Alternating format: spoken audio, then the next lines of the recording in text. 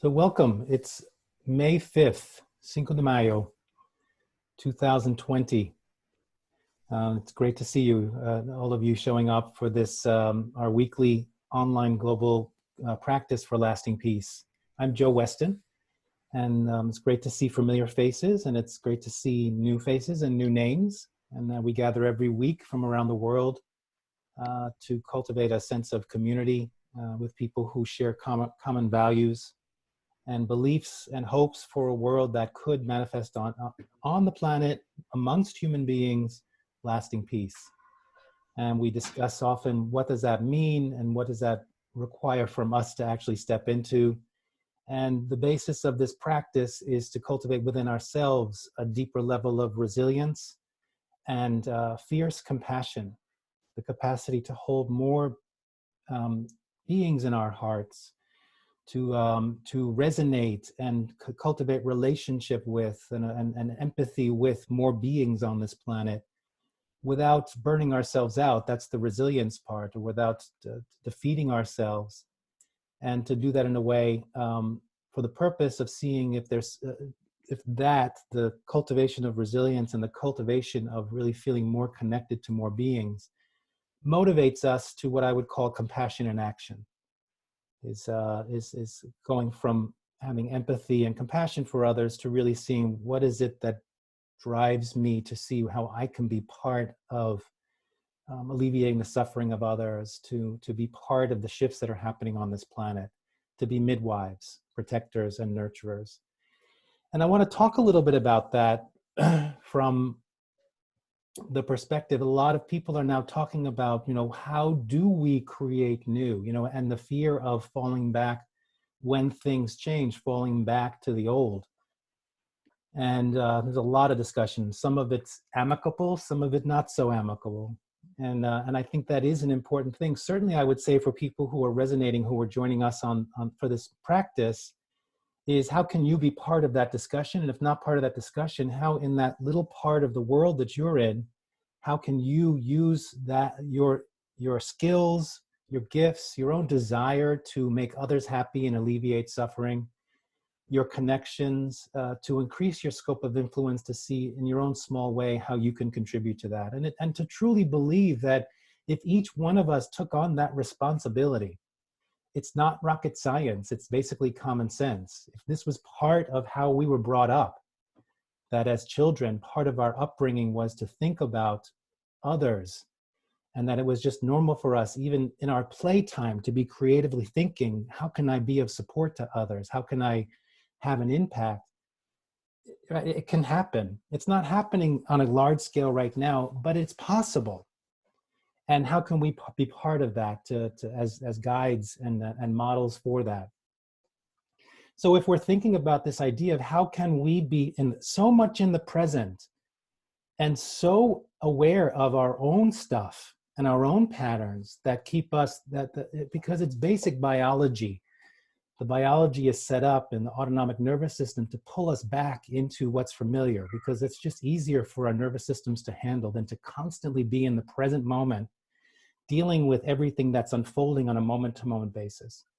That's why we do retreats. That's why we do practices, is to cultivate that capacity, that we can be so present and so aware of what's happening around us, within ourselves, in our surroundings and others, that we can, in a sense, every moment becomes a transformative moment for ourselves and others around us. And that takes a lot of practice. That takes lifetimes for those of you who might believe that cosmology. And yet it's still possible. And how far can you get in this lifetime to achieve that? And part of that is to know the basic biology, that it's just easier when we're not in the present and we're not grounded and centered, and we are feeling triggered, to pull back to what's familiar. That's why we have polarization at the moment. At least that's the way I see it. That's why we have tribalism. That's why there's a feeling of like we have to open the economy. There's just a lot of fear around being in the unknown and really stepping into a higher value system that many of us believe and some of us are beginning to understand. So I want to bring that up because what I'd like you to consider, what I'm considering, is how attached we are to our stories. And that it's so programmed in us. And that's why in the practice we do of opening your heart to loved ones, strangers, and adversaries, it's a way of reprogramming something that we have been programmed. It's in our DNA, it's in our biology, not for decades, not for centuries, but for millennia. This idea that in our stories, there always has to be a winner and there has to be a loser. There always has to be a good person and a bad person. Let's just use one example of the basic Genesis story of the Bible, going way back to the tree and the snake, that there had to be someone wrote that story and decided who was the bad guy and who are the good guys, using guys in a general sense here. And basically we've been programmed to believe that that's the stories we need to hear. In Greek,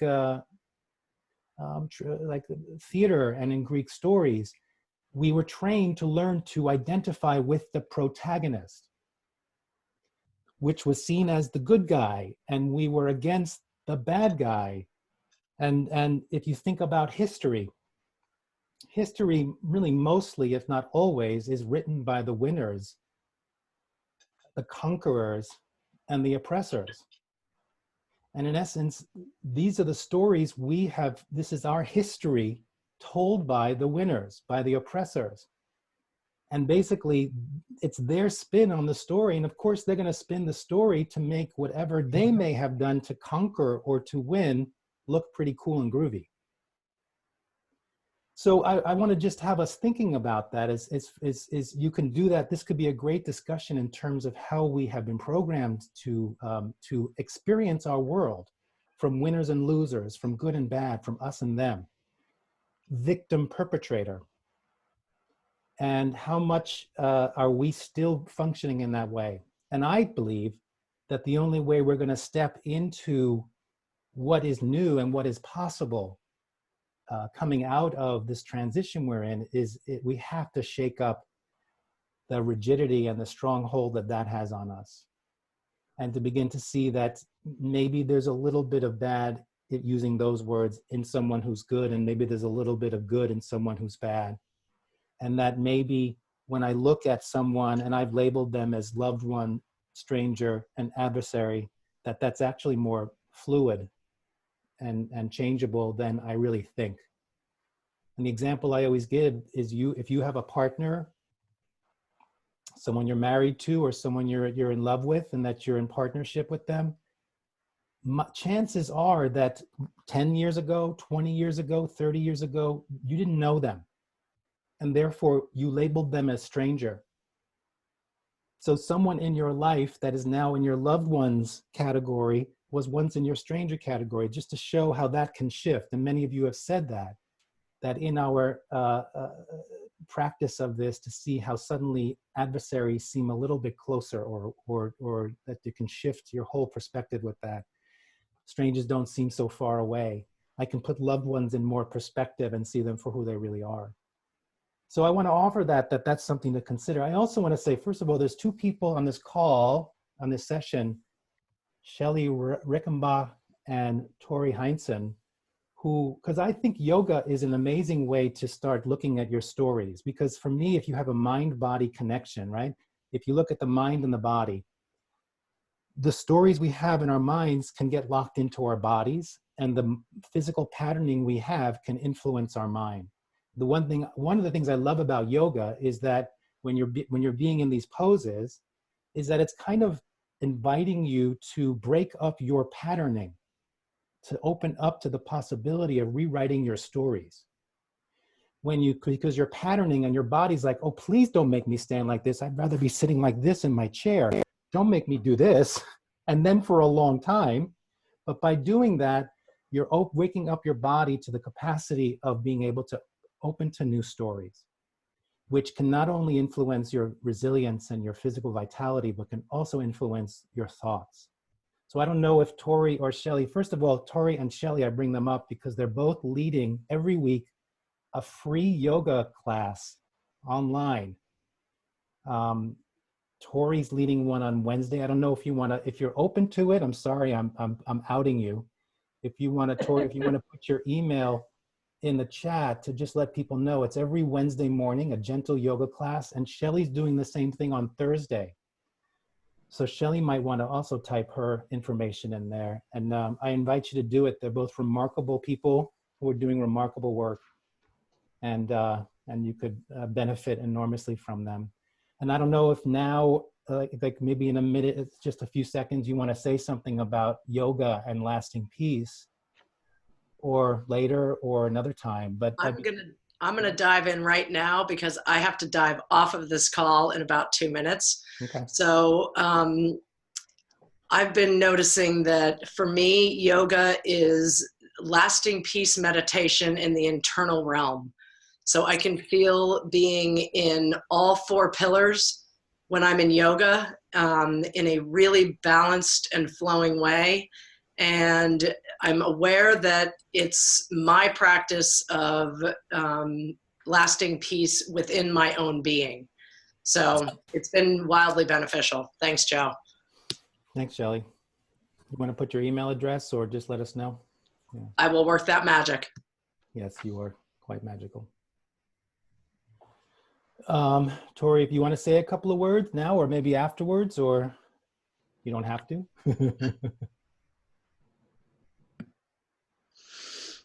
Yeah, I would, I'll say a few words now because I actually might have to jump off at the very end too, but I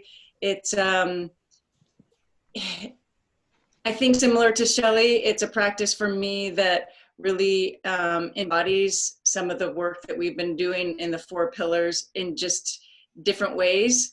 And so it's been a nice overlap and integration of feeling the embodiment of tapping into centuries of, a lot of times in my poses, I feel almost weirdly the DNA of centuries and centuries and centuries when the poses first created, that a lasting peace within that. So I think it's similar to Shelly, of just the embodiment of the possibilities of centuries ago when the practice was first created, and tapping into that possibility.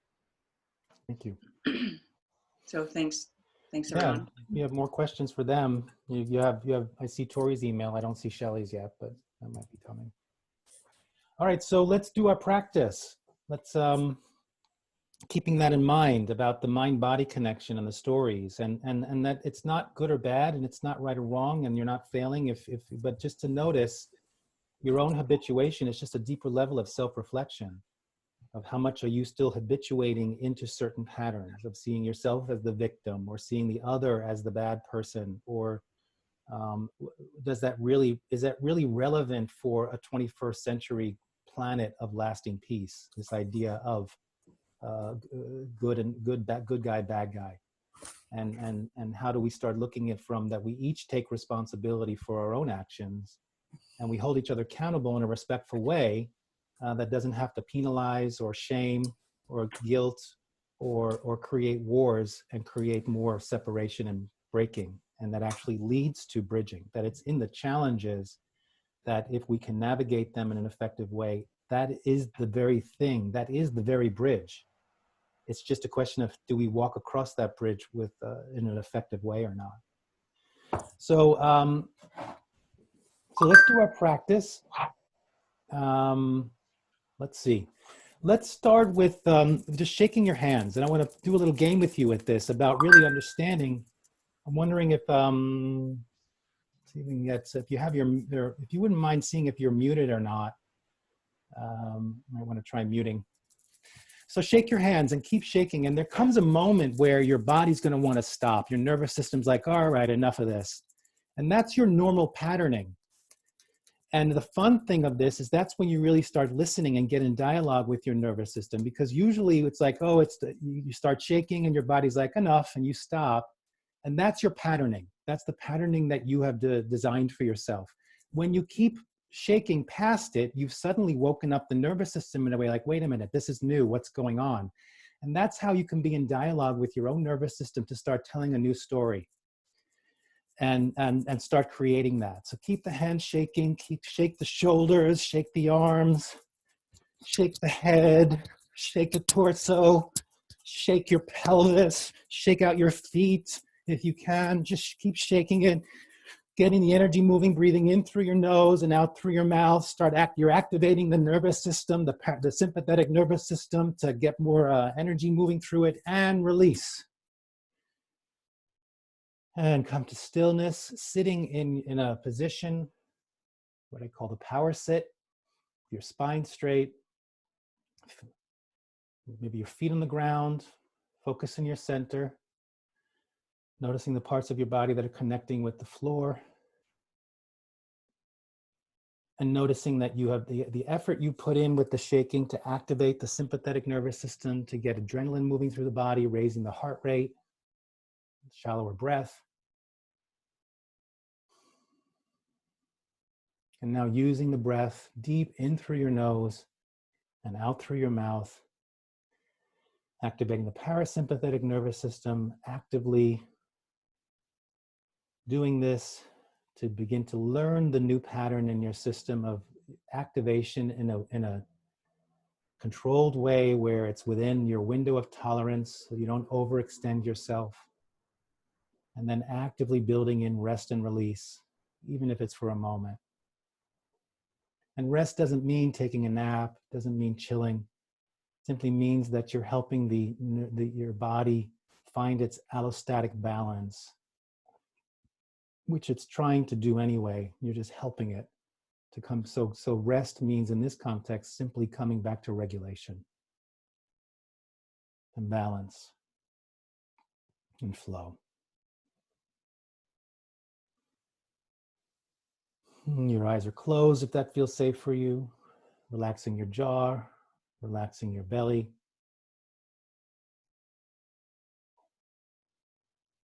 Coming in contact with your core, your center, which is the width of 3 fingers below your navel and 1/3 of the way into your body, in your lower belly.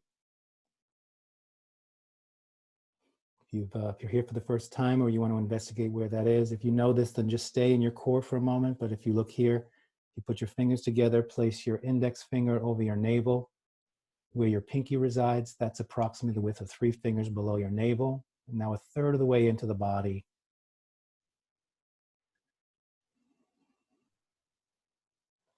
From the front of the body, bringing your attention to that spot. If you're looking for a very basic focus exercise that you can do anywhere, you don't need equipment. It's simply this, focusing in your center and seeing how long you can keep your attention on that spot. Center of awareness, creativity,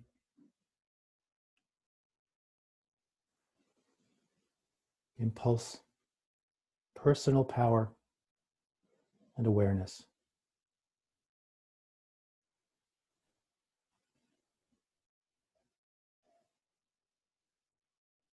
Checking your core as if it's a battery, from the Taoist traditions of seeing your core as a battery where you can store energy, you can generate energy, cultivate energy. And just like with your phone, really checking in now, what's the percentage of how full is your battery at this moment? Imagine that a fully charged core can get you through the day without having to burn out.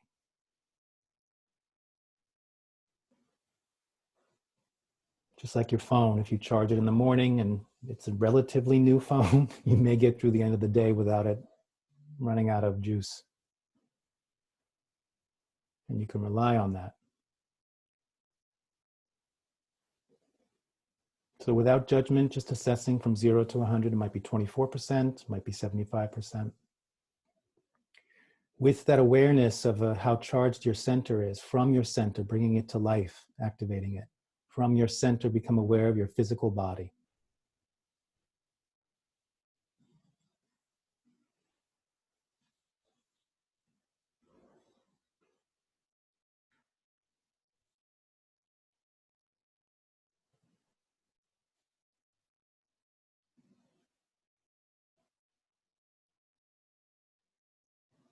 Just notice, just listen. Let your body speak to you.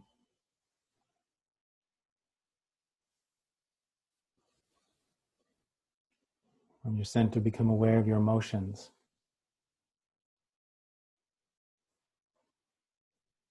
Without judgment, as we cultivate balance and flow, training yourself to let energy to flow through you. No need to put a story to it, just let it flow. Same thing with your emotions.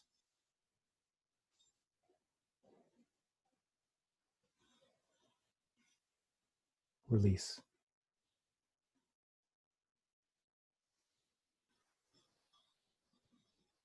From your center, become aware of your thoughts. And if you've been doing this a while, to really focus more specifically on, as you're observing your thoughts, to really stay connected to your center, to your awareness.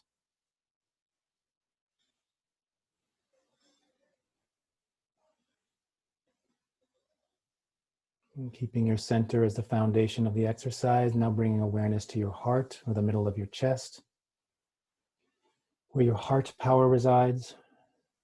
Compassion, respect, love, connection.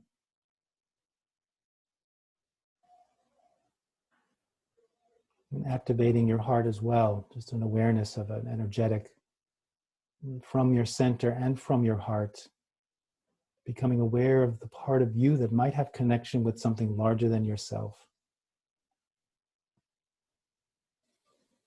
And when you've tapped into an awareness of that part of you, ask yourself, are you feeling connected to something larger than yourself? And if so, how much?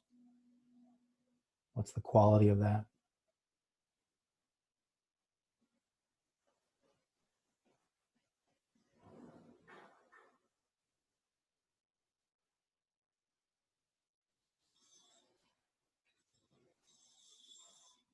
And with more of an awareness of yourself in this present moment, physically, emotionally, mentally, spiritually. From your center and from your heart, take a full breath in, deep in into your nose, through your nose, out through your mouth. Now with more of an awareness of yourself in this present moment, keeping your eyes closed, become aware of your surroundings. So in essence, what we're doing is we're coming in more into the present moment through observation and awareness. We're actually cultivating a sense of meeting the present moment. You're just taking time to meet yourself. Now, how are you meeting your surroundings? Noticing behind you, above you, sounds, silence.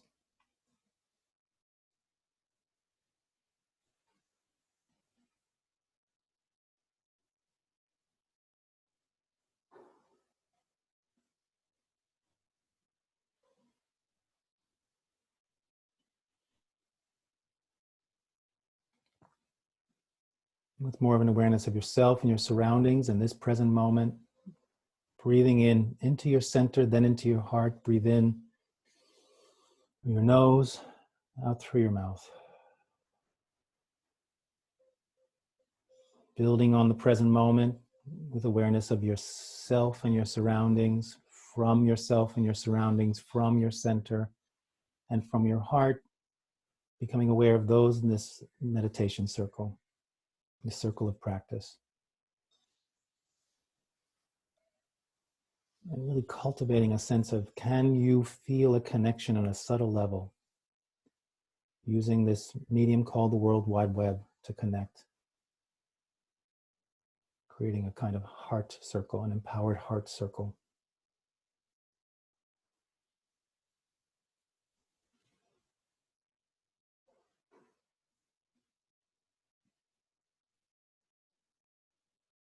Allowing energy to flow and emotions to flow.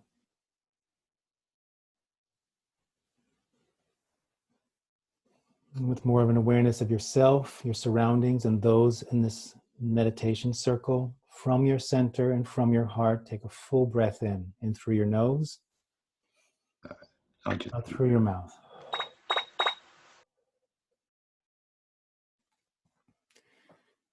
And now maintaining an awareness and connection with yourself, your surroundings, and those in this meditation circle, from your center and from your heart, becoming aware of all human beings, beginning with those that you would label loved ones.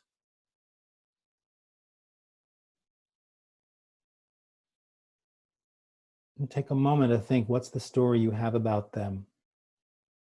Have you questioned that story? Is it your story, or is it someone else's story that you just took on about loved ones in general and about those that you consider loved ones?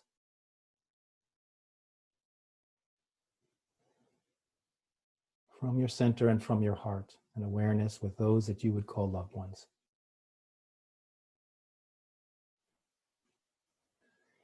And from your center and from your heart, becoming aware of those that you would label stranger. And again, considering what's your stories around strangers. Are they your stories? Have you even considered what your stories are around strangers?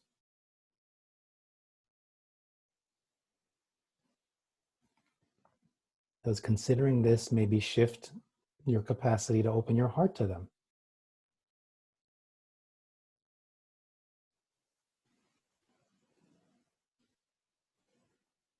Allowing energy to flow and emotions to flow. And from your center and from your heart, becoming aware of those human beings on this planet that you would label adversary. Noticing who pops up in your heart. You might see faces, you might see groups of people. And again, considering what stories do you have about them? Are they your stories? Do you believe the stories?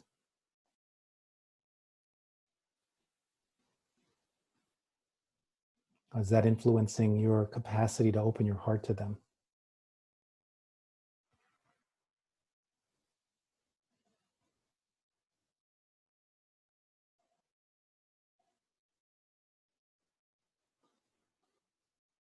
And with more of an awareness of yourself, your surroundings, those in this meditation circle, and all human beings, regardless of how you label them, as loved one, stranger, or adversary, from your center and from your heart, take a full breath in through your nose, and out through your mouth.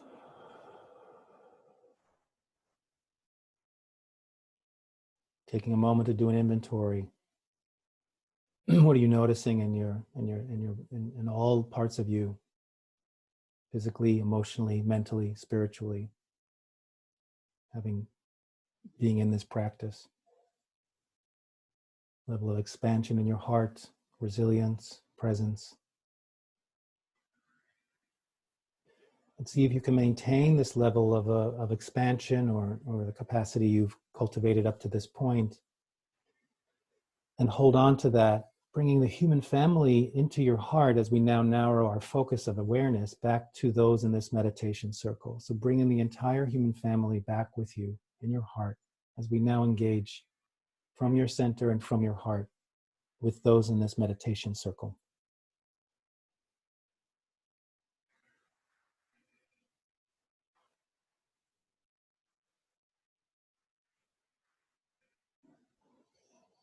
And taking those in this meditation circle into your heart,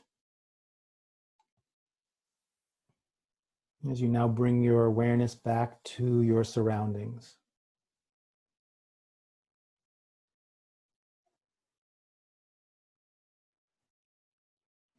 And now bringing your surroundings into your heart as you bring your awareness back to yourself.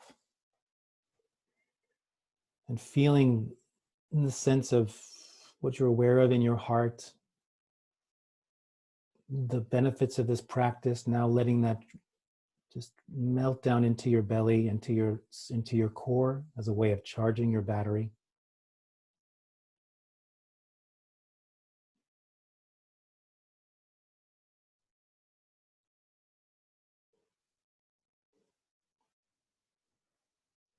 Checking in now to see how charged your battery is, see if it's different from before you started the practice. How open your heart is, might be different from before you started the practice.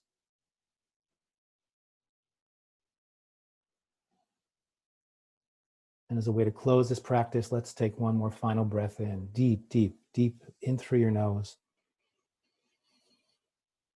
And out through your mouth.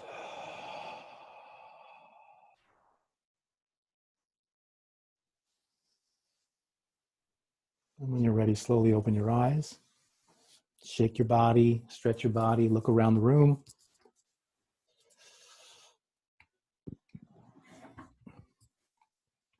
And we started with a motivation. We did our practice. Now we open it up to a discussion or reflections, and then we'll close with a dedication. Is there anyone who would like to share maybe a little bit about what we discussed, what I discussed, what Shelley and Tori discussed, the practice? What's coming up for you? I like to share something. Your introduction was very touching to me, because today is the 5th of May, and it's the Liberation Day in Holland. And yesterday it was the 4th of May, and then we have the memory of all the people who died in the war. And there are coming in Amsterdam 20,000 people normally, and now the center of Amsterdam was completely empty. And that was much more touching than when there are so many people. And your introduction was about war and peace and how you look to each other. And we've learned for my whole life, the Germans are bad, the the Americans are good, because they were the liberators. And I discovered when we did the meditation to give everyone a new chance. Mm-hmm. I'm not 75 years old or older, so it wasn't my war, and I don't want to be in a war. And now we are having a lockdown, and some people say it looks like it is a war again. And I could only feel I'm as free as I want to be. So that's a good Liberation Day for me.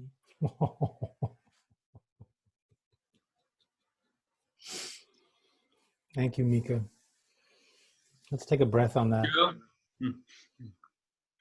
I saw the speech that the king gave yesterday. Very beautiful, very moving, very visionary. Quite something. Thank you. Jeff? Well, I wanted to speak to some of what you were saying earlier. One of the pleasures of this time is Shelley and I get to live with our 20-year-old son, who is deep in a kind of liberation education. And so he's highly confrontational with me about places where I am implicated in this world of power distortions around gender and race and class. And I've been having a lot of real-time practice in regulating my nervous system because I watch my defensive patterns. You know, it's like ninja school. It's just fascinating to watch these unconscious, organic dodges, deflections, all kinds of things happen in me. And it takes a lot of effort to return and be in the place of being able to say, thank you for helping me see something I have not seen as deeply, you know. Yeah. It's an intense I'm very interested right now. What's the skill set that's required for people to be able to see in the truth of my complicity in a lot of harm? That's brilliant, Jeff. I would love to talk to you more about that. That's the basis of fierce civility, is to train yourself to be that in the present. And what I completely, Joe, yesterday morning I was nursing a rough conversation with Finn, and I thought, Joe, you are on it. It's exactly it's an essential piece of the work, is being able to know how to do it. So honor for your efforts. Thank you. Thank Yeah. you. Yeah, that's the thing. The stories bring us into where either play the role of the aggression or passivity, and we get locked in that. That's the standstill. And what I talk about, how do we cultivate assertive receptivity and receptive assertiveness? It's a dance, and it's presence. It's radical presence. So thanks for the work. I'll definitely interview you and get a lot of valuable information. Thank you.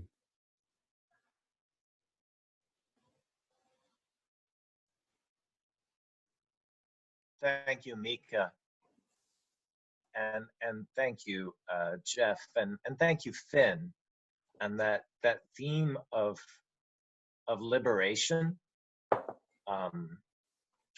feels so right for this moment. When people are marching on our state capitol and going in with guns and calling for freedom. But that's not freedom. The freedom to go wherever you want and to shoot a gun is not, it feels so much that we're only truly free if all of us are free. And so my liberation is tied up in Finn's liberation, is tied up in every woman's liberation, tied up in everybody who's been oppressed. And so it feels like, yeah, let's celebrate Liberation Day, and then let's figure out some alternative of marching on state capitals with guns. Amen. Yeah, let's hold that. Yeah, thank you. Thank you, Todd.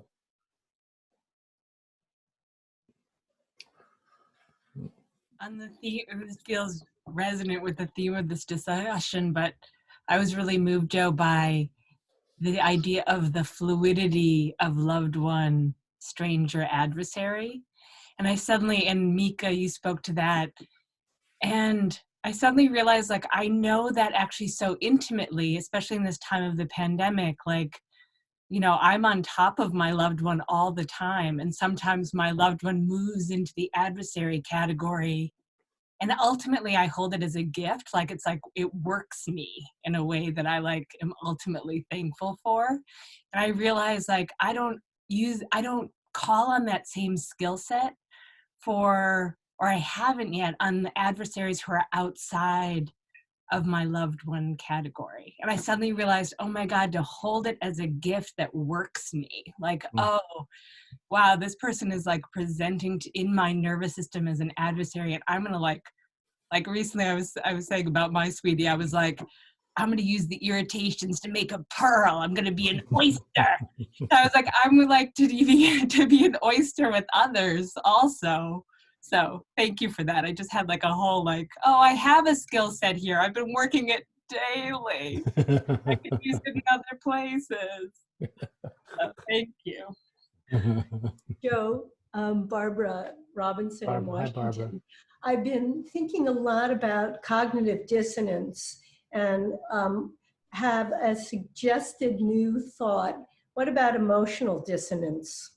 Where, you know, you get the push-pull of celebrating that we're alive and that we have the wonderful opportunity to be with you and in this circle. And then the outside ring, which is filled with despair and illness and isolation. And then the emotional dissonance creates that tension that's so difficult. And so the fluidity, to echo Amelia's comment, the fluidity is a concept that is wonderful because these circles are all, the energy is flowing around and through, and they're not dynamically defined. They're dynamically flowing. And thank you for that vision to keep reminding us that we are all in this together, and it brings us together to think of it as the fluid flow. Thank you. Yeah. Thank you, Barbara. You're speaking my language when you say fluidity and flow. And yeah, and it's an interesting thing. And it's always, I love talking about, you know, just dissecting a word. Because I think dissonance might have some negative connotation. It depends. And what if it's just, that's just the way it is? Is that, I think that's just this, the acceptance of that's just life. As long as we are living life the way we're living it, with polarities and duality, it's always going to be that.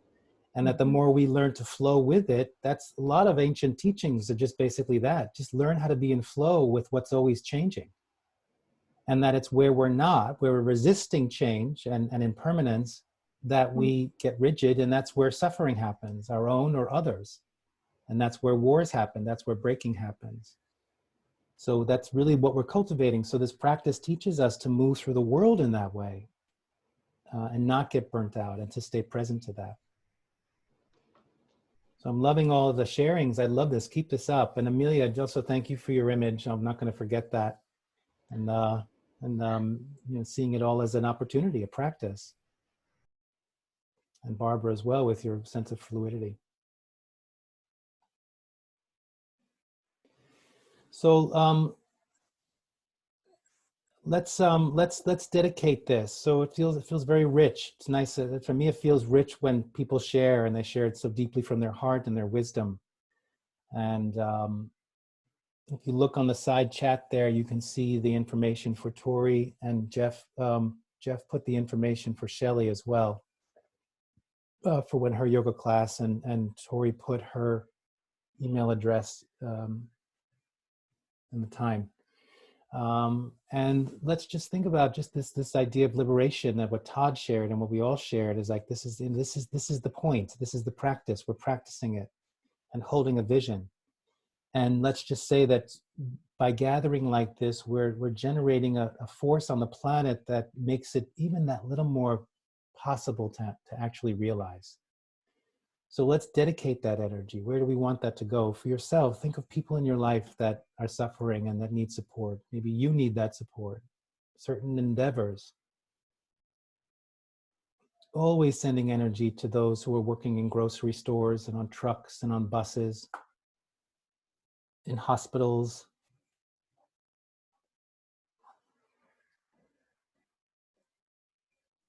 And may all beings on this planet have enough fresh water to drink and food to eat.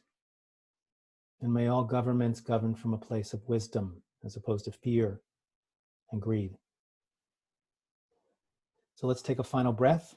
It's a way to close this practice.